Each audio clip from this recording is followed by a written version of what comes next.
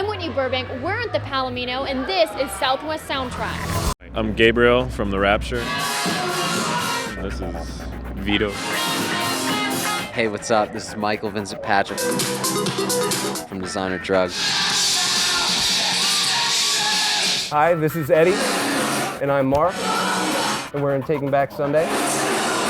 Southwest Soundtrack. Southwest Soundtrack. Southwest Soundtrack starts now.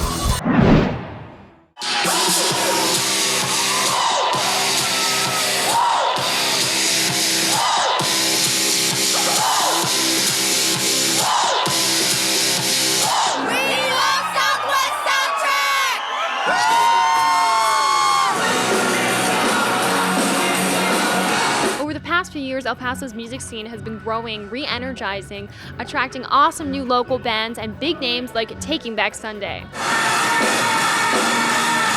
We met up with the band playing the first show at new venue Tricky Falls. They're fresh out of the studio with a locally inspired title track. This very first song, ladies and gentlemen, this very first song was named after the very city we are in this evening. It's called El Paso. One of your singles off your new album is El Paso. Why here? It just, like, man, we were in the middle of this pecan farm with, dust, dirt. It's a real tough town. Everyone here is really tough, and the music's, all the bands that have come from here are amazing bands, and like, it's just, it was one of the heaviest songs that we wrote.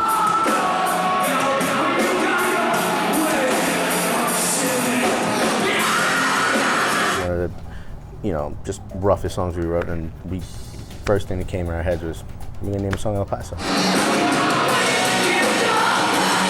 I grew up in the New York hardcore scene. It was a rough scene, I grew up CBGBs, and it kind of reminds me of that.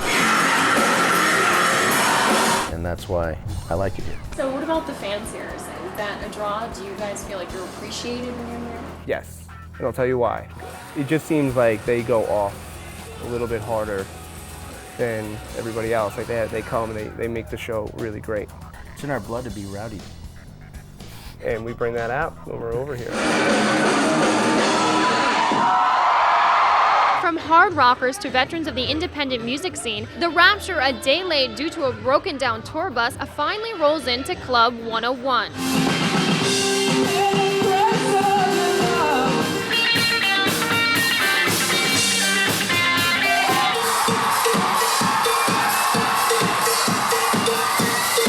We hadn't put out an album for 5 years, so it's really good to finally have some new music out.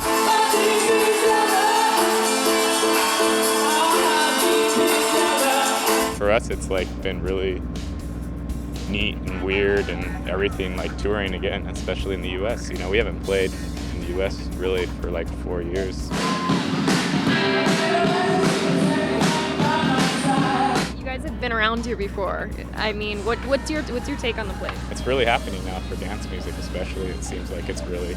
They're having I heard about some huge DJ festival too, that's going on 2 days, and they're getting thousands of kids into that. So, yeah, it seems like it's really exciting. I know there's a lot of young people excited about music here. We've DJ'd here before and in Juarez, and played a show in Juarez, and it's they're neighbors. There's always been excitement.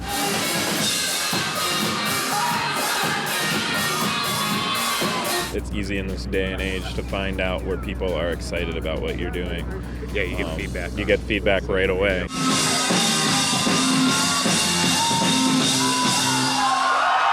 Our resident photographer and music fan Juan Gutierrez caught up with Michael from Designer Drugs during a stop in El Paso.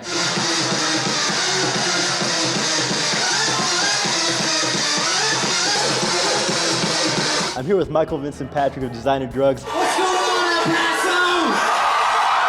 Talk a little about the music. I mean, you guys did so many remixes with everybody, and you guys just launched the album earlier this year. What was that like for you guys?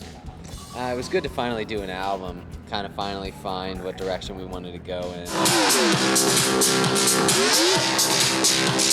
What's the best part about playing El Paso? Best part about playing El Paso, the crowd's always good. We played here a few times. It was actually one of the first shows I did as Designer Drugs. It's a really awesome party, so I have good memories of El Paso. And the food here is good too.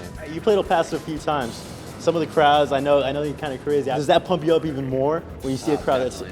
Yeah, 100%. I mean, I vibe off the crowd a lot. So, and the crowd's usually good, so I'm usually vibing. Let's do this one more time! When are we going to see Designer Drugs back in El Paso? I don't know. I'm trying to hopefully come out again for a festival next year. I was talking to the Insomniac guys about it. I think they're doing some sort of big festival this year. You know, maybe they'll do Neon Desert again. I don't know. Hopefully something like that. Those are fun.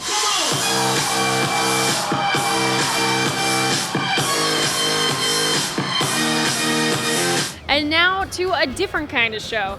Feast your eyes on the Sunset Heights Block Party. Just a million little gods causing rainstorms! Since our first event, we've actually realized that this event has an ideology. That ideology is radical inclusivity. We want to create social commons for all peoples, regardless of your class, regardless of your race, of your religion, of your ideas, of your place of birth, where your necessities can be fulfilled and you can feel like a beautiful person. And to us, necessities are as follows: water, food, shelter, and music, art. This is also a necessity. So we want to actively create a society where we can provide this for everyone free of charge.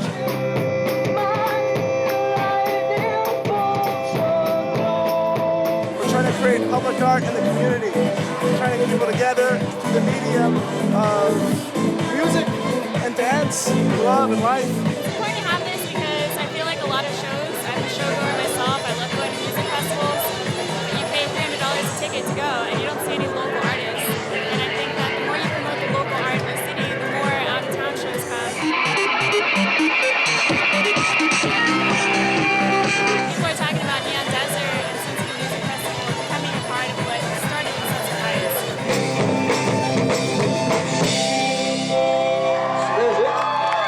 Speaking of Neon Desert, we catch up with Splendid Sun Productions in our next episode. They'll tell us what you can expect for Neon Desert 2012. We'll also check in with the club owners and promoters who are shaking things up around town. I'm Whitney Burbank, and thanks for watching Southwest Soundtrack.